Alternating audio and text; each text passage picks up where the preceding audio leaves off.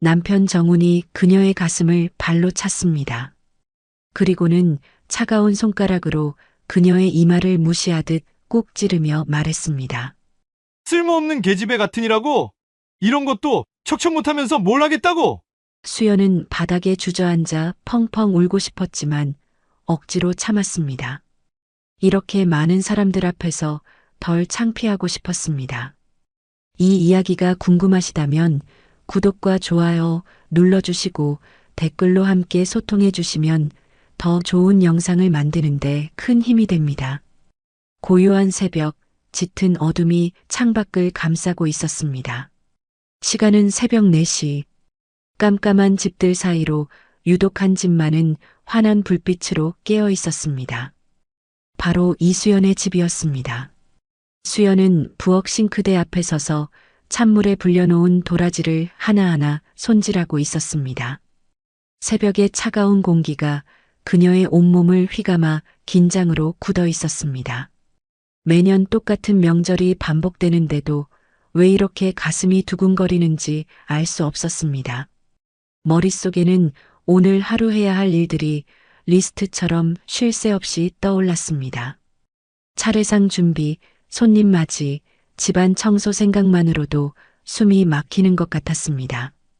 엄마, 벌써 일어났어요? 나지막한 목소리에 수연이 고개를 들었습니다. 잠옷 차림의 딸 유나가 부엌으로 들어와 그녀를 쳐다보고 있었습니다. 22살 대학교 3학년인 유나의 얼굴에는 걱정이 가득했습니다. 응, 할 일이 많아서. 수연은 힘없는 목소리로 대답했습니다. 유나는 그런 엄마의 모습을 보며 한숨을 쉬었습니다. 엄마는 왜 매년 명절만 되면 이래요? 다른 집은 다들 같이 준비하던데. 유나의 말이 수연의 가슴에 콕 박혔습니다. 유나의 말이 맞았습니다. 다른 집들은 시어머니나 동서, 심지어 남편까지 나서서 함께 준비하곤 했지만 자신의 집은 늘 혼자였습니다. 시어머니는 재작년에 돌아가셨고 시누이들은 도와주려 하지 않았습니다. 그들에게 수연은 혼자서도 모든 일을 완벽하게 해내야 하는 며느리였기 때문입니다. 30년을 살아도 그들 앞에서는 여전히 검증받아야 하는 존재였습니다. 엄마, 유나가 수연의 어깨를 살짝 만졌습니다. 오늘도 아빠가 엄마한테 그럴까봐 걱정돼요. 그 말에 수연의 손이 멈칫했습니다. 괜찮아, 유나야. 엄마는 괜찮아. 거짓말이었습니다. 전혀 괜찮지 않았습니다. 하지만 아이들 앞에서 약한 모습을 보일 수는 없었습니다. 엄마가 뭘 잘못한 것도 아닌데 왜 매번. 유나의 목소리가 떨렸습니다. 아이도 알고 있었습니다. 명절만 되면 남편이 아내를 대하는 태도가 어떻게 변하는지를. 수연은 애써 목소리를 가다듬었습니다. 그냥 우리 집 방식이야. 그녀의 속마음은 불안했습니다. 정말로 이게 정상일까? 라는 의문이 머릿속을 맴돌았습니다. 그때 또 다른 발자국 소리가 들렸습니다. 이번에는 아들 준혁이었습니다. 엄마, 또 혼자 하고 있어요? 25살 직장 생활 1년 차인 준혁이 부엌 문에 기대어 서서 물었습니다. 예전보다 부쩍 어른스러워진 준혁은 아버지를 바라보는 시선이 예전과 달라져 있었습니다. 괜찮아, 준혁아. 엄마는 괜찮아. 매번 그렇게 말씀하시는데 전혀 괜찮아 보이지 않아요. 준혁의 직설적인 말에 수연의 가슴이 철렁했습니다. 아빠는 뭐예요? 자기 가족들 오는데 왜 준비는 엄마 혼자 하는 거예요? 아빠는 어제 회사 회식이 있어서 늦게 들어왔거든. 수연은 변명했습니다. 사실 남편은 회식이 끝나고도 친구들과 술을 더 마시고 들어와 거실 소파에 그대로 잠들어 있었습니다. 엄마, 솔직히 말씀하세요. 아빠가 고모들 앞에서 엄마한테 어떻게 하는지 우리 다 알아요. 준혁의 말에 수연은 할 말을 잃었습니다. 자신은 아이들 몰래 숨겨왔다고 생각했던 모든 고통이 이미 아이들에게는 고스란히 노출되어 있었던 것입니다. 미안해, 엄마가 좀 더 잘했으면. 엄마, 그게 아니에요. 유나가 갑자기 목소리를 높였습니다. 엄마는 잘못한 거 없어요. 잘못한 건 아빠와 고모들이라고요. 그 순간 거실에서 큰 소리가 들렸습니다.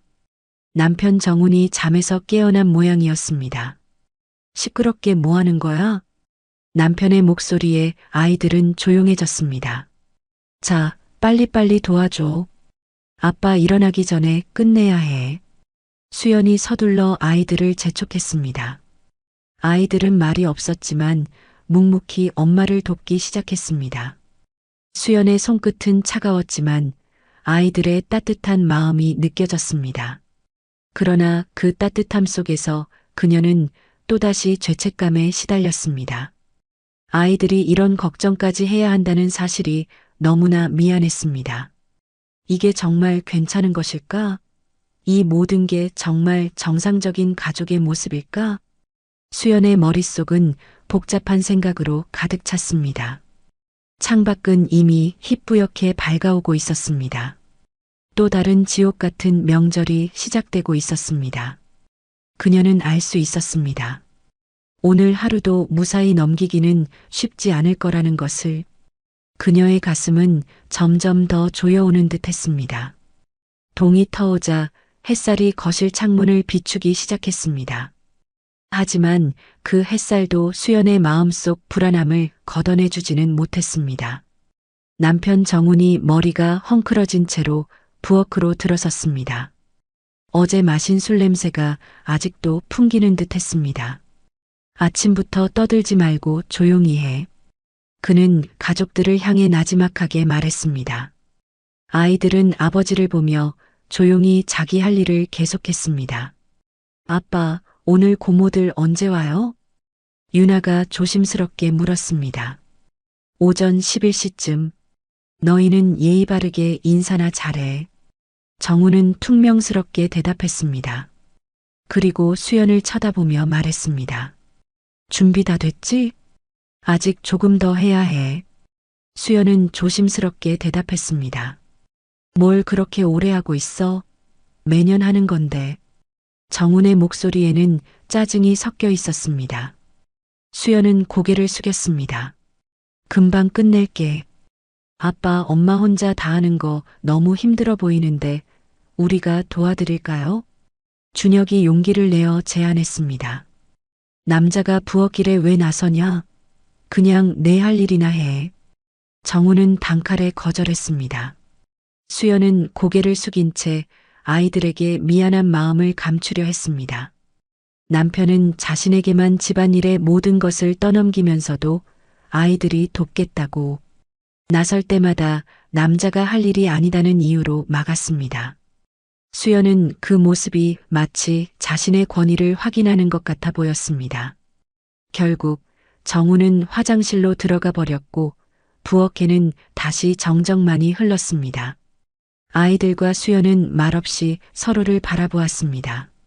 할 말을 잃은 듯한 서로의 눈빛 속에서 서로에 대한 미안함과 안타까움이 교차했습니다. 시간은 쉼없이 흘러 오전 9시가 되었습니다. 수연은 차례상에 올릴 음식들을 비롯해 모든 준비를 거의 마쳤습니다. 거울에 비친 그녀의 얼굴은 초췌했습니다. 눈 밑에는 다크서클이 짙게 깔려 있고 볼은 푹 꺼져 있었습니다. 파운데이션을 덧발라도 피로가 가려지지 않았습니다. 오늘만 무사히 넘어가면 되는 거야. 거울 속 자신에게 되뇌었지만 마음 한구석에서는 과연 그럴까? 라는 의심이 싹트고 있었습니다. 그때 남편이 옷을 갈아입고 나왔습니다. 차례상은 다 차렸지? 응, 다 준비했어. 그래, 저번처럼 실수하지 말고. 특히 음식 맛이 이상하면 안 돼. 작년에 갈비찜이 좀 짰다고 하시던데. 신경 써서 하긴 했는데. 수연은 솔직히 자신이 없었습니다. 아무리 신경 써도 시누이들은 늘 뭔가를 트집 잡았기 때문입니다. 엄마, 긴장하지 마세요. 고모들이 뭐라고 하든 엄마 잘못 아니에요. 유나가 수연의 손을 잡아주었습니다. 그 말은 위로가 되었지만 동시에 그녀의 마음을 더 무겁게 만들었습니다. 아이들이 이런 걱정을 해야 한다는 사실이 미안했습니다. 드디어 오전 11시 초인종이 울렸습니다. 남편은 반가운 얼굴로 현관으로 향했습니다. 왔네. 수연은 거울을 한 번 더 보았습니다. 오늘도 잘 버텨내자. 그렇게 중얼거리며 시누이들을 맞이할 준비를 했습니다. 현관에서는 남편의 목소리가 들려왔습니다. 소영아, 어서 와. 혜진이랑 민서도 같이 왔지? 그럼 애들까지 다 데리고 왔어. 첫째 시누이 소영의 목소리였습니다. 순식간에 집안은 시끌벅적해졌습니다. 시누이 5명에 각자의 남편과 아이들까지 20명이 넘는 사람들이 한꺼번에 집 안으로 들어왔습니다. 어머, 언니, 안녕하세요. 아가씨들, 어서 오세요. 시누이들이 차례로 인사를 건네는데 수연은 정신이 없었습니다. 그녀는 이 많은 사람들을 위한 음식을 정말 충분히 준비했는지 불안해졌습니다. 언니, 이렇게 많은 사람들 음식 준비하시느라 얼마나 힘드셨어요? 첫째 시누이 소영이 걱정스러운 표정으로 말했습니다. 하지만 그 말투는 진심으로 걱정하는 것이 아니었습니다. 힘들었겠지만 그건 언니가 당연히 해야 할 일이라는 뉘앙스였습니다. 괜찮아요. 당연한 일인걸요. 수연은 억지로 웃으며 대답했습니다. 속마음으로는 힘든 거 알면 좀 도와주지라는 생각이 들었지만 입 밖으로 내지는 못했습니다. 이내 시누이들은 차례상을 에워싸고 하나하나 뜯어보기 시작했습니다. 수연의 불안감은 점차 커져만 갔습니다. 그녀는 식은땀을 흘리며 초조하게 그들의 시선을 견뎌내야만 했습니다. 20명이 넘는 시댁 식구들이 왁자지껄 떠드는 가운데 시누이들은 차례상을 둘러보고는 이내 비난을 쏟아내기 시작했습니다. 어머 언니, 음식이 20명이 먹기에는 좀 부족한 것 같은데요? 소영이 걱정스러운 표정으로 말했지만 그 속에는 비웃음이 담겨 있었습니다. 수연은 당황했습니다. 분명 충분히 준비했다고 생각했는데 갈비찜이 이 정도면 한 사람당 몇 개씩 돌아갈까요? 혜진이 갈비찜을 세어보며 말했습니다. 전도 이 정도면 아이들이 좋아하는 전은 금방 없어지겠네. 지은이 걱정스럽게 거들었습니다. 민서와 보람도 이에 동조했습니다. 미안해요. 이렇게 많이 오실 줄 몰라서. 수연은 고개를 숙여 사과했습니다. 언니, 매년 이 정도는 오잖아요. 소영이 차갑게 말했습니다. 수연은 자신이 기억을 잘못했나 싶어 또다시 사과했습니다. 그때 남편 정훈이 다가왔습니다. 뭐가 문제야? 오빠, 음식이 좀 부족할 것 같아. 소영의 설명에 정훈의 표정이 굳어졌습니다. 부족하다고? 20명이 넘는데 이 정도로는 당신, 이게 뭐야? 남편의 목소리가 높아졌습니다. 수연은 고개를 숙인 채 미안하다고 반복했습니다. 좀 더가 아니라 많이 부족하잖아. 지금 만들어서 언제 다 되겠어? 평생 요리만 한 사람인데 이 정도는 할 수 있어야지. 시누이 혜진이 옆에서 비아냥거렸습니다. 그 말에 시누이들이 서로 눈짓을 주고받으며 조용히 웃었습니다. 그 웃음은 수연의 가슴을 찢어지게 했습니다. 돌아가신 시어머니와 비교하며 그녀의 무능함을 조롱하는 말들이 이어졌습니다. 우리 엄마는 혼자서도 30명 음식을 거뜬히 하셨는데 그때는 냉장고도 지금만큼 크지 않았는데 어떻게 그렇게 하셨는지. 수연은 그들의 조롱을 들으며 더욱 위축되었습니다. 차례를 지내고 식사 시간이 되었지만 역시나 음식은 금방 동났습니다. 수연이 냉장고에 남은 음식을 가지러 가려 하자 남편이 그녀를 나무랐습니다. 앉아 있어. 손님들이 식사하는데 자꾸 왔다 갔다 하면 어떻게 해? 하지만 음식이 부족하면 처음에 많이 준비하지 그랬어. 정훈의 목소리가 점점 커졌습니다.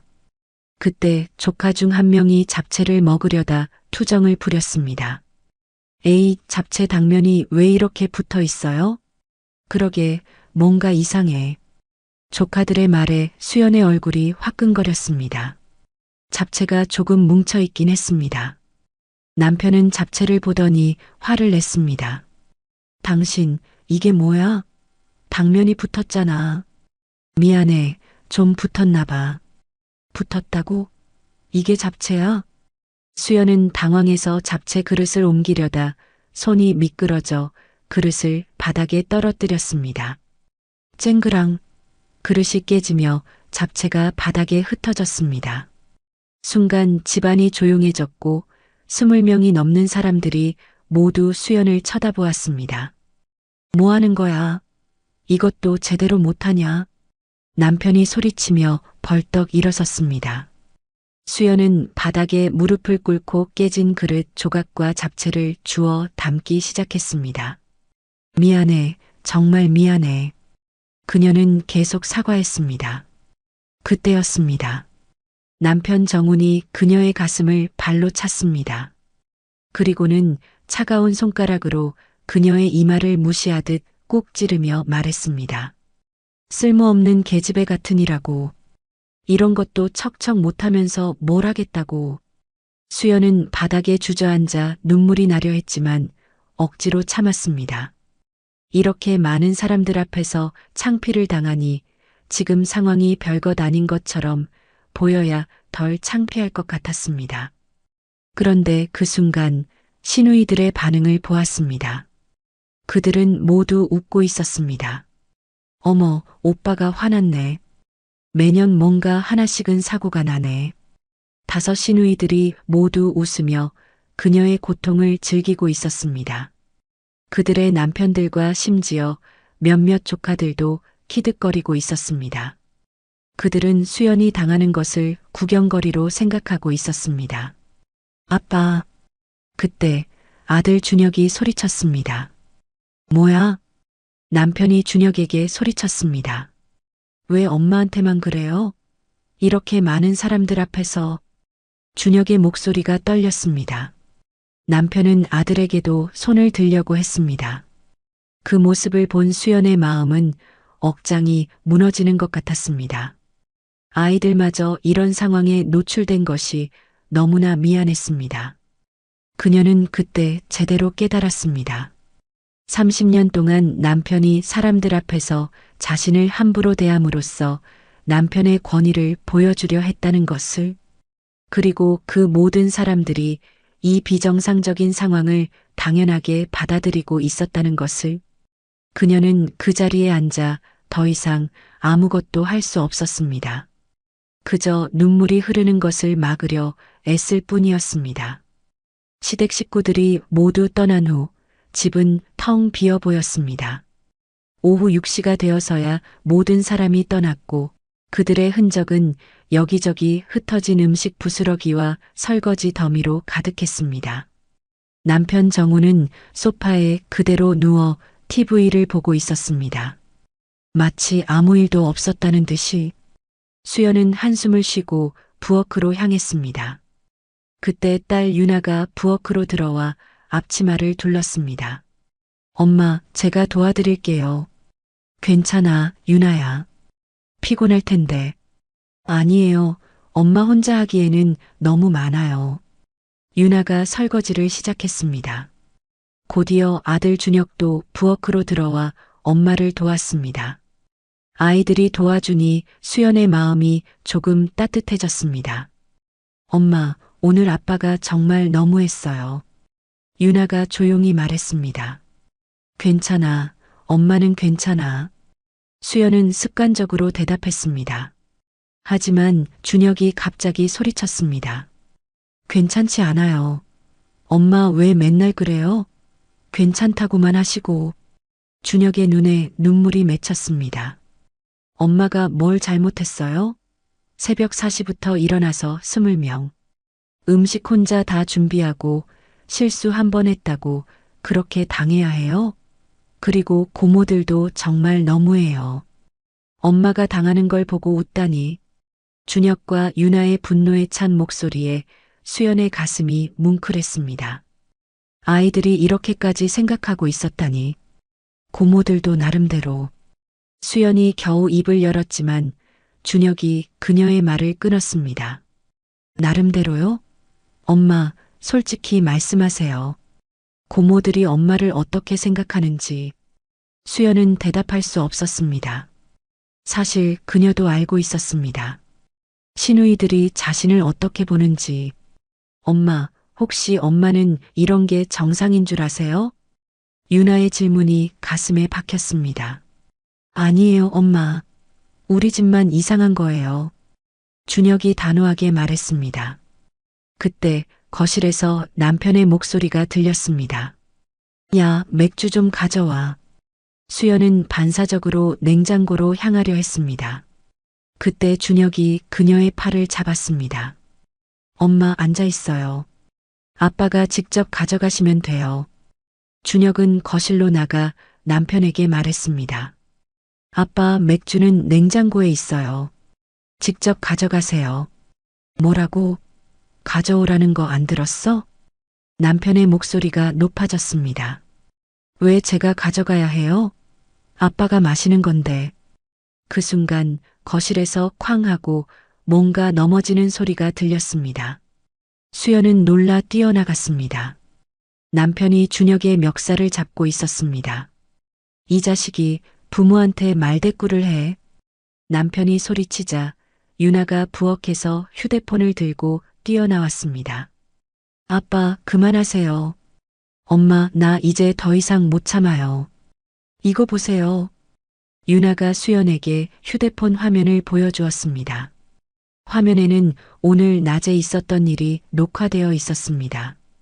남편이 그녀를 발로 차고 손가락으로 이마를 찌르는 장면, 그리고 욕설을 퍼붓는 모습이 고스란히 담겨 있었습니다. 유나야, 이거 오늘만 아니에요. 지난 몇 년간 아빠가 엄마한테 하는 짓들을 다 녹화했어요. 수연은 깜짝 놀라 할 말을 잃었습니다.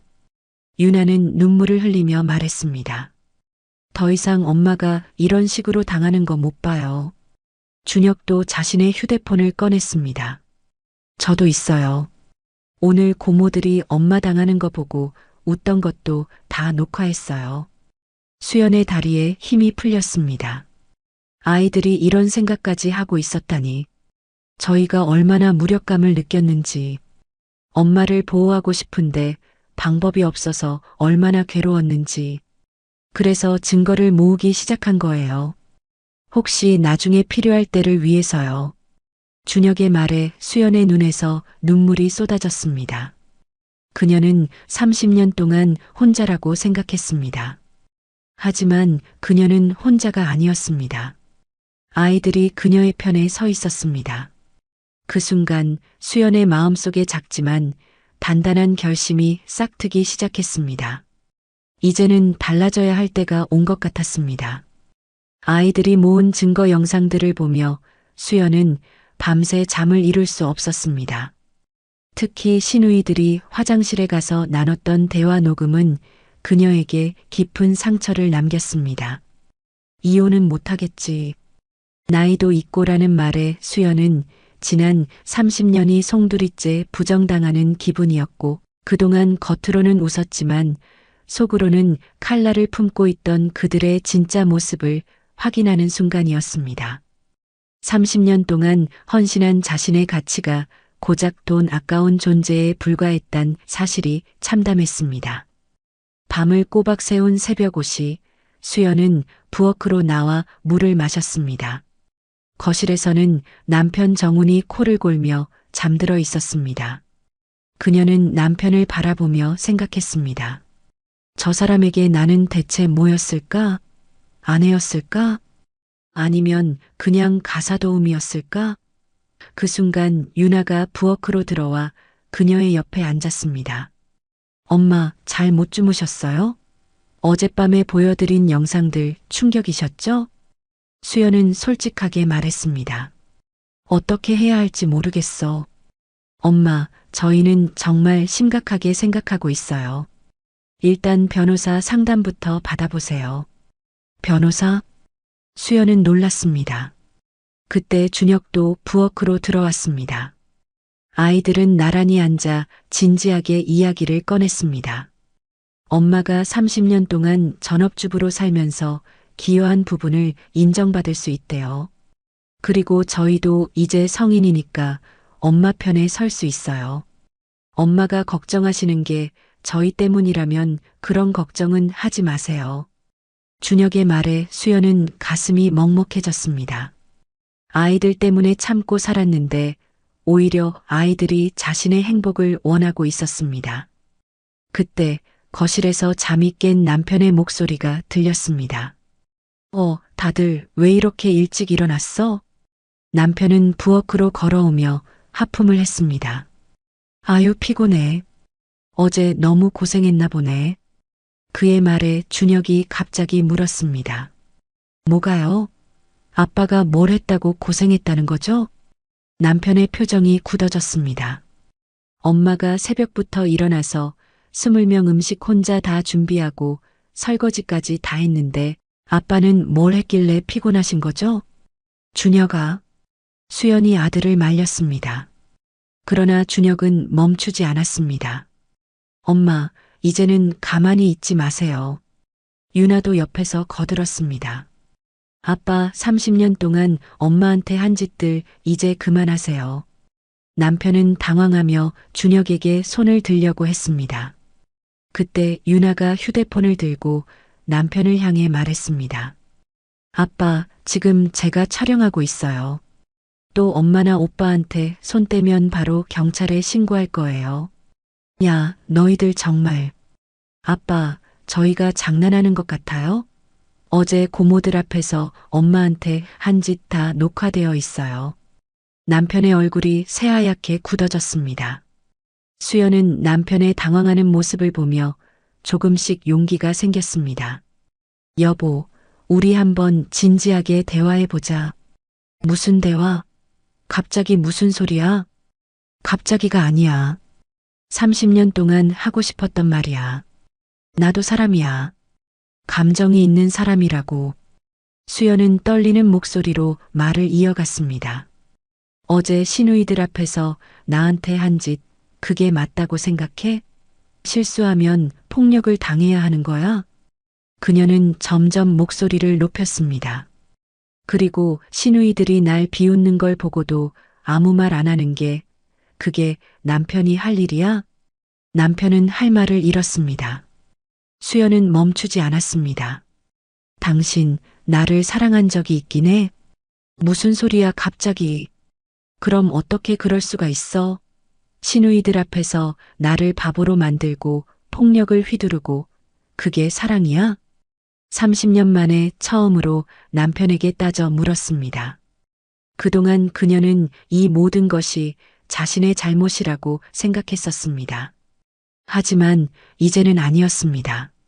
남편과 시누이들의 비정상적인 행위가 이 모든 불행의 원인이라는 것을 깨달았습니다. 그녀는 더 이상 참지 않았습니다. 그녀의 가슴 속에 응어리졌던 분노가 마침내 터져나오기 시작했습니다. 밤새 잠을 이루지 못했던 수연은 아침 일찍 눈을 떴습니다. 어제 남편과 아이들 앞에서 터뜨렸던 울분은 아직 가라앉지 않았지만 마음속에는 이상하리만치 단단한 결심이 자리 잡고 있었습니다. 오늘은 남편의 조카 결혼식이 있는 날이었습니다. 남편 정우는 아침부터 수연에게 신신당부했습니다. 당신, 오늘은 제발 조용히 해. 형준이 결혼식인데 괜한 소리 하지 말고. 남편의 말에 수연은 대답하지 않았습니다. 유나와 준혁은 그런 엄마의 모습을 걱정스럽게 바라보고 있었습니다. 결혼식장에 도착하자마자 시누이들이 수연을 애워쌌습니다. 언니, 오늘 화장 진하게 하셨네요. 소영이 첫마디부터 트집을 잡았고 혜진이 거들었습니다. 나이에 비해서는 좀 과한 것 같은데요. 수연은 애써 웃으며 그들의 비난을 넘기려 했습니다. 하지만 민서가 그녀의 옷을 훑어보며 말했습니다. 그 옷 좀 화려하지 않아요? 결혼식 하객이 신부보다 눈에 띄면 안 되는데. 지은과 보람도 합세하여 수연의 옷차림을 깎아내렸습니다. 수연은 얼굴이 빨개졌습니다. 남편 정훈마저 시누이들 편에 서서 그녀를 나무랐습니다. 동생들 말이 맞네. 좀 과하다. 결혼식에서 튀면 어떻게 해? 수연은 그 자리에서 다시 작아졌습니다. 평상시에 입던 옷이었지만 그들의 말 한마디에 자신이 정말 큰 잘못이라도 한 것처럼 느껴졌습니다. 피로연이 시작되고 수연은 한 테이블에 앉은 시누이들의 끊임없는 조롱을 감당해야 했습니다. 그들은 학력을 깎아내리고 전업주부의 삶을 비하했습니다. 언니는 고등학교 졸업이죠? 민서의 질문에 수연은 고개를 끄덕였습니다. 요즘 며느리들은 다 대학 나온 애들인데. 지은이 덧붙이자 수연은 할 말을 잃었습니다. 가슴이 답답해져 화장실로 향했습니다. 잠시라도 그들에게서 벗어나고 싶었습니다. 화장실 안에서 시누이들의 목소리가 들렸습니다. 소영, 혜진, 민서의 대화였습니다. 그들은 수연이 안에 있는 줄 모르는 듯 했습니다. 언니 정말 답답해 죽겠어. 맨날 저렇게 고개만 숙이고. 오빠도 참 한심해. 왜 저런 여자를 계속 데리고 다니는지. 오빠가 다시 결혼하면 훨씬 나은 사람 만날 텐데. 수연의 심장이 쿵 떨어졌습니다. 그들의 대화는 멈추지 않았습니다. 근데 이혼하면 재산을 반반 나눠줘야 하잖아. 그래서 오빠가 이혼 안 하는 거겠지. 돈 아까워서. 수연은 다리에 힘이 풀려 주저앉았습니다. 30년 동안 그녀는 그들에게 돈 아까워서 함께 사는 존재였던 것입니다. 그동안의 모든 모욕과 조롱이 갑자기 이해되기 시작했습니다. 그들은 그녀를 가족으로 생각한 적이 없었던 것입니다. 그저 남편의 돈을 지키기 위한 방패막이이자 자신들의 우월감을 확인하기 위한 존재로 여겨왔던 것입니다. 수연은 분노와 참담함이 뒤섞인 감정으로 몸을 떨었습니다. 억지로 아무렇지 않은 척하며 테이블로 돌아왔지만 그녀의 얼굴은 이미 굳어 있었습니다. 그때였습니다. 준혁이 옆에 앉아있던 시누이들을 향해 입을 열었습니다. 고모들, 엄마를 너무 무시하시는 것 같은데요? 뭐? 시누이들은 놀란 표정이었습니다. 엄마가 뭘 잘못했다고 그렇게 말씀하세요? 준혁의 목소리가 높아졌습니다. 남편 정훈이 당황하며 준혁을 말렸습니다. 그때 유나도 끼어들었습니다. 고모들이 하는 말 정말 너무해요. 유나는 휴대폰을 꺼내 화장실에서 녹음한 대화를 재생했습니다. 엄마 무시하고 아빠 보고 이혼하라고 하시고 엄마를 돈 아까운 존재라고 하신 것들요. 녹음된 소영, 혜진, 민서의 목소리가 또렷하게 들렸습니다. 시누이들의 얼굴이 하얗게 질렸습니다. 이거 언제? 방금 전에요. 고모들이 화장실에서 하신 대화 전부 녹음했어요.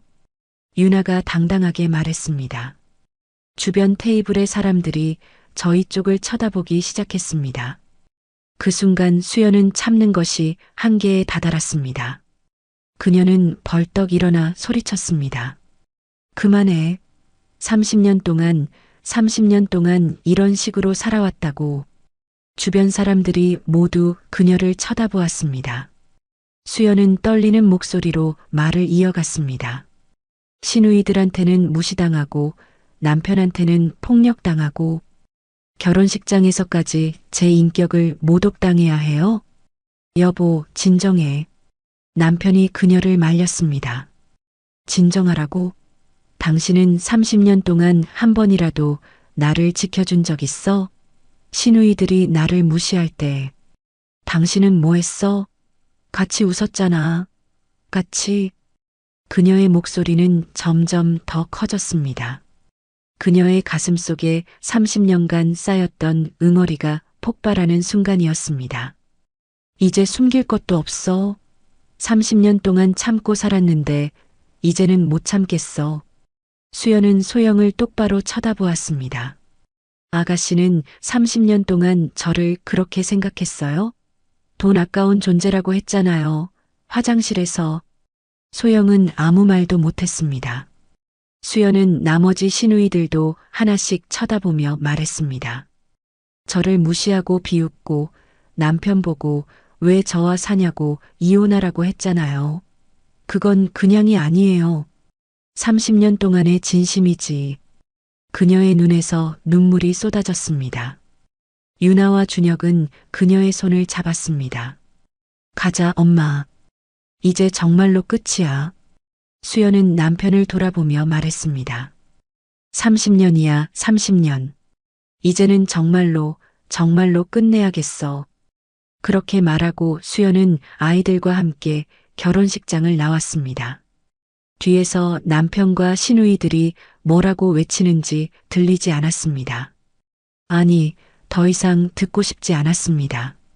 30년 만에 처음으로 진짜 자유로워진 기분이었습니다. 억압과 무시로 가득했던 과거를 뒤로 한 채 그녀는 자신을 위한 발걸음을 내딛었습니다. 결혼식 사건 이후 집안 분위기는 완전히 바뀌었습니다. 남편 정우는 며칠 동안 수연과 말도 하지 않았고 아이들과도 마찬가지였습니다. 집안은 얼음장처럼 차가웠지만 수연은 오히려 마음이 편했습니다. 30년 만에 처음으로 속마음을 다 토해냈으니까요. 일주일 만에 남편이 말을 걸어왔습니다. 여보, 그날 일은 내가 좀 과했던 것 같아. 우리 다시 잘 살아보자. 내가 많이 잘못했어. 수연은 헛웃음이 나왔습니다.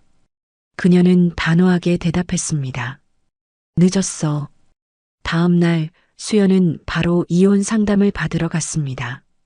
변호사 사무실은 생각보다 깔끔했고 여성 변호사가 그녀를 맞아주었습니다. 가정폭력으로 인한 이혼이시군요. 증거부터 봐야겠네요. 유나와 준혁이 모은 영상들을 보여주었습니다. 변호사는 영상들을 보며 고개를 끄덕였습니다. 이 정도면 충분한 증거가 되겠네요. 재산 분할과 위자료 모두 받을 수 있을 것 같습니다. 30년 동안 집안일을 하셨으면 충분한 전문 기술이 있으신 겁니다. 요리, 청소, 살림, 이 모든 게 경험입니다. 그 말을 듣고 수연은 처음으로 깨달았습니다. 30년 동안 한 일이 의미 있는 일이었다는 것을. 그동안 그녀는 자신을 너무 무가치하게 생각했던 것 같았습니다. 집에 도착하니 시누이 5명이 모두 와 있었습니다. 거실에 앉아 그녀를 기다리고 있는 모습이 마치 재판관들 같았습니다. 언니, 우리가 오늘 온 이유 알지? 지난번 결혼식 때문이야. 첫째 소영이 차가운 목소리로 말했습니다. 우리는 30년 동안 가족으로 받아들였는데 농담 몇 마디 했다고 그렇게 발끈하면 어떻게 해? 농담이었어요? 30년 동안 저를 무시하고 비웃은 게? 수연의 목소리가 떨렸습니다. 그건 그냥 앞으로는 조심할게. 소영은 마지못해 말했습니다. 수연은 시누이들의 눈을 똑바로 쳐다보았습니다. 30년 동안 저를 무시해 놓고 조심할 거라고요? 그럼 뭘 어떻게 하라는 거예요? 혜진이 짜증스럽게 말했습니다. 그 순간 수연은 깨달았습니다. 아, 이 사람들은 변하지 않겠구나. 그들은 진심으로 사과하러 온 것이 아니라 그저 상황을 무마시키려고 온 것이었습니다. 그들은 30년 동안 그녀를 어떻게 생각했는지 전혀 반성하지 않고 있었습니다. 저 이혼할 거예요. 수연이 단호하게 말했습니다. 시누이들은 깜짝 놀랐습니다. 언니, 농담하는 거지? 나이도 있고 경력도 없는데 어떻게 혼자 살아? 그건 제가 알아서 할 일이에요. 그때 남편 정훈이 말했습니다. 진짜 이혼하려면 해봐. 하지만 재산은 못 가져가. 이 집도 내 명이고 예금도 내 명이야. 수연은 덤덤하게 웃으며 변호사에게서 받은 서류를 꺼냈습니다. 이혼 소장과 재산 분할 신청서, 위자료 청구서, 그리고 30년 동안의 가정 폭력 증거가 모두 첨부되어 있었습니다. 3천만 원. 30년 동안의 가정 폭력에 대한 정신적 피해 보상이래요. 수연은 당당하게 대답했습니다. 남편과 시누이들의 얼굴이 새하얗게 질렸습니다. 30년 동안 그녀를 우습게 보던 그들이 당황하는 모습을 보니 묘한 쾌감이 느껴졌습니다. 언니, 우리가 너무 심했나 봐. 제발 다시 생각해줘. 가족인데. 소영이 애원했습니다. 수연은 고개를 저었습니다. 아가씨들, 이제 진짜 속마음을 알았어요. 솔직히 말해줘서 고마워요. 수연의 말에 소영은 결국 자신의 속마음을 털어놓았습니다. 솔직히 언니가 답답했어. 30년 동안 집에만 있으면서 세상 물정도 모르고 맨날 고개만 숙이고 그래서 좀 짜증났던 거야. 수연은 한숨을 쉬었습니다. 결국 30년 동안 저는 짐이었던 거네요. 괜찮아요. 오히려 시원해요. 이제야 서로 솔직해졌으니까. 그녀는 진정한 자유를 느꼈습니다. 30년 동안 그녀를 무시하고 얕잡아 보던 사람들에게 인정받으려고 애썼던 시간이 얼마나 헛된 일이었는지 깨달았습니다. 그녀는 이제 더 이상 그들의 시선을 의식하며 살지 않아도 된다는 사실에 자유를 만끽했습니다. 그렇게 이혼하고 새로운 집으로 이사한 지 6개월이 흘렀습니다. 작은 투룸 빌라였지만 수연의 이름으로 된 첫 번째 집이었습니다. 아이들과 함께 사는 이 작은 공간은 그 어떤 큰 집보다 따뜻하고 포근했습니다. 처음 몇 달은 혼자서 은행 업무를 보고 공과금을 내는 등 모든 것을 스스로 결정해야 하는 것이 힘들었습니다. 하지만 그 모든 것이 그녀에게는 자유였습니다. 아침에 일어나 누구의 눈치도 보지 않고 커피를 마시고 TV 채널을 마음대로 돌리고 음식을 해도 트집 잡는 사람이 없다는 것. 모든 것이 새롭고 행복했습니다. 어느 날 수연은 문화센터에서 요리 강사 모집 공고를 보았습니다. 30년간 해온 요리가 누군가에게 도움이 될 수 있을까 하는 생각에 용기를 내어 전화를 걸었습니다. 안녕하세요. 요리 강사 모집 공고 보고 전화드렸는데요. 어떤 요리를 가르치실 수 있으세요? 한식 위주로요. 30년 동안 해온 집밥이에요. 면접을 보러 간 수연은 떨리는 목소리로 자기소개를 했습니다. 경력이라고 할 것도 없고 그냥 평생 해온 집밥이에요. 그녀의 솔직한 말에 면접관은 집밥이 제일 어려운 거죠. 다행히 면접은 합격이었습니다. 첫 수업날 낯선 사람들 앞에서 요리를 가르치는 것이 두려웠지만 수연은 용기를 냈습니다. 안녕하세요. 오늘부터 한식 요리를 가르쳐 드릴 이수연입니다. 수강생들은 20대부터 40대까지 다양했습니다. 그녀는 김치찌개 레시피를 가르치며 말했습니다. 요리는 사랑이에요. 가족을 위해 사랑하는 사람을 위해 하는 거니까 완벽하지 않아도 되는 거예요. 그 말을 하면서 수연은 깨달았습니다. 30년 동안 해온 자신의 요리가 단순한 가사노동이 아니라 사랑의 표현이었다는 것을. 수업이 끝나고 한 수강생이 다가왔습니다. 선생님, 혹시 유튜브 하실 생각 없으세요? 선생님 요리하는 모습이 너무 자연스럽고 따뜻해서요. 저는 방송 관련 일을 하는데 요즘 이런 콘텐츠가 인기거든요.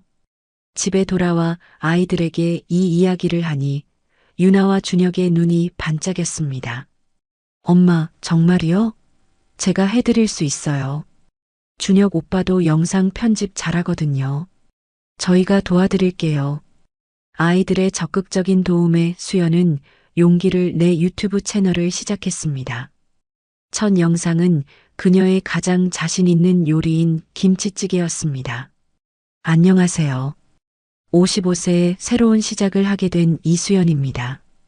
떨리는 목소리로 인사를 하고 김치찌개를 끓이며 자연스럽게 이야기를 풀어나갔습니다. 영상이 올라간 지 하루 만에 조회수 1만 회를 넘었고 따뜻한 댓글들이 쏟아졌습니다. 따뜻한 엄마의 손맛이 느껴져요. 55세의 새로운 시작이라니 정말 멋져요. 선생님 보고 저도 용기 내 새로운 일 시작해 보려고요. 댓글을 읽으며 수연은 눈물을 흘렸습니다. 그녀의 평범한 요리가 누군가에게는 위로가 되고 용기가 될 수 있다는 것을 깨달은 순간이었습니다. 한 달 만에 구독자 10만 명을 넘고 출판사에서 요리책 출간 제의가 들어왔습니다. 요리책은 베스트셀러가 되었고 이내 TV 프로그램 오늘의 밥상에서 출연 제의가 들어왔습니다. 무서워. 하지만 해보고 싶어. 수연은 솔직하게 말했습니다. 30년 동안 숨어 살았는데 이제는 당당하게 살고 싶었습니다. 생방송 요리 프로그램에 출연해 이혼 후 새로운 삶을 시작한 이야기를 담담하게 고백했습니다. 지금 수연은 요리 유튜버이자 베스트셀러 작가, 그리고 마음이 맞는 따뜻한 남자를 만나 그와 함께 작은 요리학원 따스한 부엌을 운영하고 있습니다. 오늘도 새로운 수강생이 찾아와 선생님처럼 새로운 시작을 하고 싶어요라고 말했습니다. 수연은 웃으며 대답했습니다. 얼마든지 할 수 있어요. 나이는 숫자일 뿐이에요. 중요한 건 마음가짐이죠. 집에서 요리 영상을 촬영하고 있는데 초인종이 울렸습니다. 문을 열자 1년 만에 보는 전 남편 정훈이 서 있었습니다. 그는 많이 늙어 보였습니다. 수연아, TV에서 봤어. 정말 대단하더라. 미안해, 정말 미안해. 나는 예전이나 지금이나 똑같은 사람이야. 다른 건 주변 사람들이 나를 보는 시선이지. 나는 이제 나를 사랑해주는 사람들과 함께 살고 있어. 그날 저녁 수연은 창밖으로 물들어가는 석양을 보며 생각했습니다. 인생은 언제든지 새로 시작할 수 있구나. 가장 중요한 건 용기였구나. 그녀는 30년 동안 꾸지 못했던 꿈을 이제야 꾸고 있었습니다. 그리고 그 꿈은 정말로 아름다웠습니다. 오늘 이야기를 끝까지 들어주셔서 감사합니다. 영상 보시고 수연님께 응원의 댓글 남겨주세요. 여러분의 한마디가 누군가에겐 큰 위로가 될 수 있습니다. 영상이 마음에 드셨다면 구독과 좋아요 부탁드립니다. 아내가 혼자 친구들과 해외여행을 마치고 돌아온 날 현관문이 열리며 화려한 옷차림에 쇼핑백을 든 아내가 들어왔습니다. 피부는 햇볕에 그을렸지만 표정은 환했습니다. 하지만 아내는 잠시 후 또다시 폭풍 잔소리를 쏟아냈습니다. 이걸 이렇게 하면 어떡하냐? 빨래는 왜 이렇게 하고 바닥 청소는 하기는 했어? 여행 갔다 와서 집이 깨끗하면 얼마나 기분이 좋겠냐고. 아, 정말 싫다. 아내는 사사건건 트집을 잡았고 남편에게 잘 지냈어? 라는 말 한마디 없었습니다. 오늘이다. 더는 미루지 말자. 드디어 남편은 조용히 말을 꺼냈습니다. 여보, 우리 이쯤에서 그만하자. 영숙은 순간 눈을 크게 떴습니다. 뭐라고? 그만하자고? 당신 무슨 소리 하는 거야? 성수는 담담하게 말했습니다. 40년을 함께 살았어. 하지만 이제는 더는 존중받지 못하는 삶을 살고 싶지 않아. 나는 그동안 남편이 아니라 그저 돈 버는 기계로만 취급받아왔어. 내가 어떻게 해도 당신 마음에 안 들고 당신도 나 없이 혼자 사는 게 더 편하다고 했잖아. 나도 이제 내 남은 인생은 나를 위해 쓰고 싶어. 이야기가 궁금하시다면 구독과 좋아요 눌러주시고 댓글로 함께 소통해 주시면 더 좋은 영상을 만드는데 큰 힘이 됩니다. 따사로운 늦가을에 햇살이 커튼 틈을 비집고 들어와 거실 마룻바닥에 가늘고 긴 빗줄기를 만들었습니다. 66세의 성수는 습관처럼 새벽 6시에 눈을 떴습니다. 30년이 넘는 공직 생활 동안 몸에 밴 규칙적인 습관은 은퇴 후에도 좀처럼 사라지지 않았습니다. 이불을 조용히 걷고 침대에서 내려와 거실로 향했습니다. 부스럭거리는 소리가 영숙의 잠을 깨울까 조심스러웠습니다. 따뜻한 물을 끓여 믹스커피 한 잔을 타서 창가에 앉으니 아침 신문이 성수의 손에 잡혔습니다. 조용히 신문을 펼쳐 한자 읽어내려가는 이른 아침의 시간은 성수에게 더없이 소중한 평화였습니다. 더는 상사의 눈치를 볼 필요도 서둘러 출근할 필요도 없었습니다. 그저 고요함 속에서 하루를 시작하는 이 순간이 그가 꿈꾸던 노후의 모습이었습니다. 창밖은 여전히 푸르렀고 새들의 지저김이 아침의 정적을 깨고 있었습니다. 성수는 마음속으로 생각했습니다. 이것이 내가 그토록 바라던 삶이었구나. 평온하고 여유롭고 그저 사랑하는 아내와 함께 소소한 일상을 나누는 삶. 하지만 그 꿈은 오래가지 못했습니다. 성수의 소중한 평화는 아내 영숙이 잠에서 깨어나면서 산산조각 났습니다.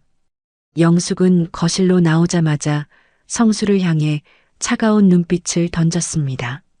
영숙은 성수에게 다가와 굳은 표정으로 서 있었습니다. 당신 또 일찍 일어났네? 이제 할 일도 없는데 뭘 그렇게 바지런히 움직여? 한가한 사람이 아침부터 빈둥거리는 것도 눈치 보이지 않아? 영숙의 말투는 칼날처럼 날카로웠습니다. 성수는 멍하니 그녀를 바라보았습니다. 그는 출근 준비를 하지 않는 자신의 모습이 영숙의 눈에 얼마나 거슬리는지 그제야 깨달았습니다. 빈둥거린다는 단어가 가슴에 깊이 박혔습니다. 30년 넘게 한 번도 지각하지 않고 성실하게 살아온 자신에게 영숙이 내뱉은 첫 마디가 고작 이것이라니. 말로 다 할 수 없는 서운함이 그의 마음을 파고들었습니다. 성수는 처음에는 영숙의 마음을 헤아리려 노력했습니다. 영숙도 30년 동안 남편이 출근한 빈집을 홀로 지키다. 갑자기 계속 집에 있는 남편이 답답할 수도 있다고 생각했습니다. 그래서 그는 집안일이라도 도우려 나섰습니다. 아침 식사 후 설거지를 하고 빨래를 개고 영숙이 좋아하는 장을 보러 다녔습니다. 성수는 영숙의 마음을 풀어주려 헌신적으로 노력했습니다. 하지만 그럴수록 영숙의 불만은 커져만 갔습니다. 성수가 아무리 노력해도 영숙의 잔소리는 끝이 없었습니다. 빨래를 개면 아이고 그걸 빨래라고겠어? 다시 해봐라고 면박을 주었고 장을 보면 돈은 왜 이렇게 많이 썼어? 아무거나 사면 어떡해? 라며 성수의 노력을 폄하했습니다. 가장 서러웠던 것은 영숙의 일상에서 성수가 철저히 배제된다는 사실이었습니다. 영숙은 친구들과 등산을 가고 여행을 가고 백화점에서 쇼핑을 하며 즐겁게 시간을 보냈습니다. 영숙의 사회관계망 서비스에 올라오는 사진들은 항상 웃음꽃이 만발했습니다. 하지만 그 사진 속에는 성수의 모습이 단 한 번도 없었습니다. 영숙은 성수에게 같이 가자는 말조차 꺼낸 적이 없었습니다. 어느 날 성수가 용기를 내어 물었습니다. 여보, 나도 친구 모임에 같이 가면 안 될까? 영숙은 잠시 성수를 쳐다보더니 차갑게 대답했습니다. 당신은 친구 없어? 당신도 친구들 만나러 나가. 그리고 거긴 여자들끼리 만나는 자리야. 할 일 없으면 그냥 집에서 쉬고 있어요. 영숙의 말에 성수는 아무 말도 할 수 없었습니다. 그는 영숙에게 함께 시간을 보내고 싶은 동반자가 아니라 그저 집을 지키는 사람일 뿐이라는 것을 깨달았습니다. 혼자 남겨진 빈집에서 그는 멍하니 앉아 시간을 보냈습니다. 텔레비전을 켜도 책을 읽어도 아무런 즐거움을 느낄 수 없었습니다. 오직 외로움과 서운함만이 그의 마음속에 깊게 쌓여갔습니다. 그동안 그가 영숙과 함께 행복한 노후를 보낼 것이라 기대했던 모든 희망들이 거대한 환상이었음을 깨닫게 되었습니다. 그는 자신이 홀로 텅 빈 집에 남겨진 채 무의미한 시간을 보내고 있다는 사실에 깊은 절망감을 느꼈습니다. 성수는 거실 소파에 앉아 멍하니 창밖을 바라보며 자신의 인생이 이대로 끝나는 것은 아닌지 스스로에게 질문했습니다. 하지만 그 질문에 대한 답은 쉽게 찾을 수 없었습니다. 그는 그저 영숙이 돌아오기를 기다리며 무거운 시간을 견뎌냈습니다. 영숙은 그런 성수의 마음을 전혀 모르는 듯 자신의 삶을 즐기고 있었습니다. 성수는 자신이 투명인간이 된 것 같은 기분을 느꼈습니다. 성수는 영숙의 입장을 이해하려 애썼습니다. 30년 동안 쌓아온 영숙과 친구들의 관계에 갑자기 남편인 자신이 끼어드는 것이 어색할 수도 있다고 생각했습니다. 하지만 정말 가끔이라도 단 한 번이라도 같이 가자는 말 한마디가 그렇게 어려웠을까 하는 서운함은 쉽게 사라지지 않았습니다. 그는 은퇴하면 영숙과 함께 손을 잡고 영화를 보고 맛있는 음식을 먹으며 못다한 데이트를 즐길 수 있을 거라 기대했습니다. 하지만 그것은 오직 자신만의 착각이었음을 시간이 흐를수록 더욱 절감했습니다. 어느 날 점심때가 되자 영숙은 성수에게 차가운 목소리로 말했습니다. 이젠 삼시세끼 챙겨주는 것도 지겹다. 나도 지쳤어. 이제 당신이 알아서 먹어요. 성수는 그 말에 조용히 부엌으로 가 라면을 끓였습니다. 그는 별것 아닌 일이라고 생각했습니다. 라면 하나 끓이는 것쯤이야 혼자서도 충분히 할 수 있는 나이였기 때문입니다. 하지만 그 모습을 본 영숙은 성수를 보며 비아냥거리듯 말했습니다. 당신은 혼자 입만 챙겨서 좋겠다. 가족들 식사는 생각하지 않아도 되니까 말이야. 순간 성수의 젓가락이 멈추었습니다. 그는 차려달라고 한 적도 없었고 오히려 혼자 알아서 먹으라고 해서 그렇게 한 것인데 그마저도 영숙의 비난을 듣는 현실에 성수는 말문이 막혔습니다. 도대체 어떻게 하라는 거야? 차리기 싫다면서 먹지도 말라는 거야? 성수는 속으로 외쳤지만 입 밖으로는 한마디도 내뱉지 못했습니다. 40년을 함께 산 아내와 라면 한 그릇 때문에 싸우고 싶지는 않았기 때문입니다. 그날 이후 성수는 밥을 먹을 때마다 영숙의 눈치를 보게 되었습니다. 뭘 먹어도 어떻게 먹어도 영숙의 비난 대상이 될 것만 같은 기분이 들었습니다. 차라리 영숙이 외출했을 때가 마음 편할 정도였습니다. 젊은 시절부터 틈틈이 낚시를 즐겼던 성수는 은퇴 후에는 더 자주 취미 생활을 즐길 수 있을 거라 생각했습니다. 하지만 그것조차 쉽지 않았습니다. 낚시를 가려고 하면 영숙은 또 돈 쓰러 나가는 거야? 돈 안 드는 취미 생활도 많은데 굳이 돈 써가면서 해야 해? 라며 못마땅한 표정을 지었습니다. 영숙의 날 선 눈초리가 부담스러워 결국 낚싯대를 접어야 했습니다. 서예를 배우고 싶어서 동네 문화센터에 등록하겠다고 했을 때도 마찬가지였습니다. 나이 들어서 쓸데없는데 돈 쓰지 마. 지금 서예 배워서 뭐 할 건데? 돈도 안 되는 거. 그 돈이면 생활비에 보태지. 기타를 배워볼까 싶어 중고 기타를 알아봤을 때도 영숙의 반응은 똑같았습니다. 이 나이에 당신 취미 생활에 돈 쓸 여유가 어디 있어?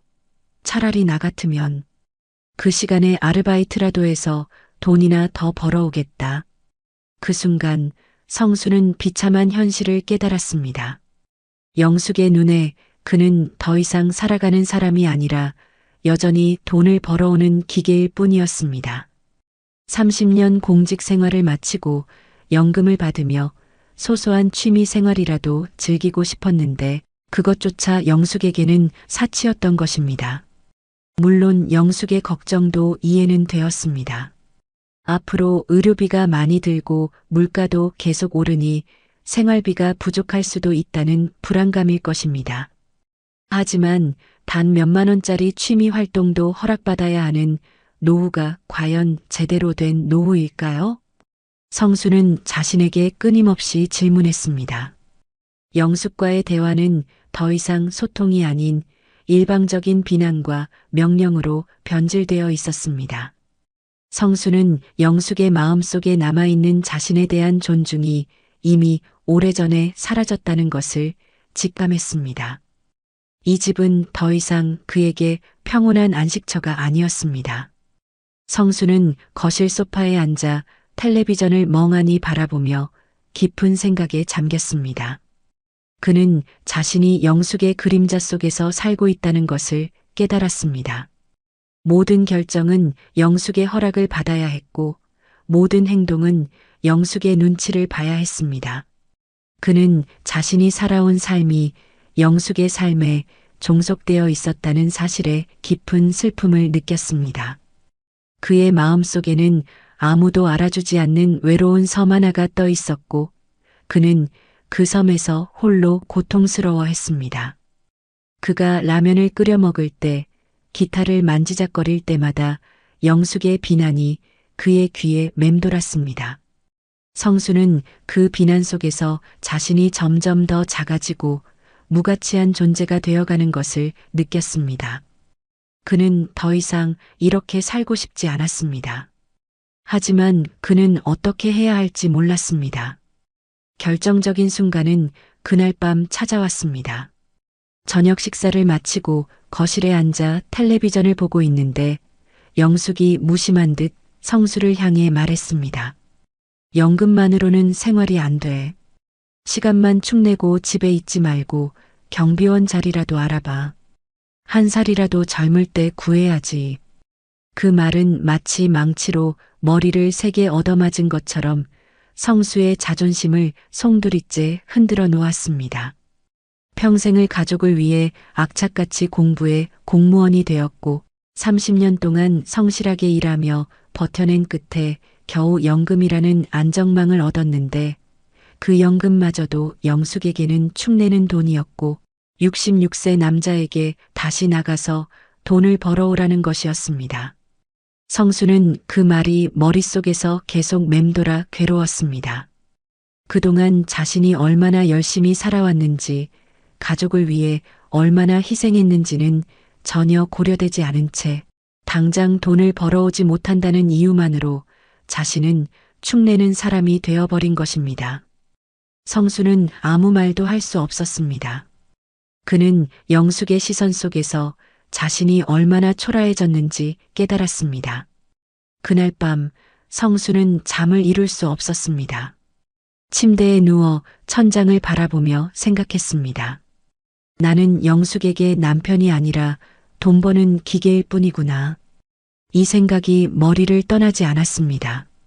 40년을 함께한 영숙이었지만 그는 더 이상 사람으로서 존중받지 못한다는 사실을 받아들일 수 없었습니다.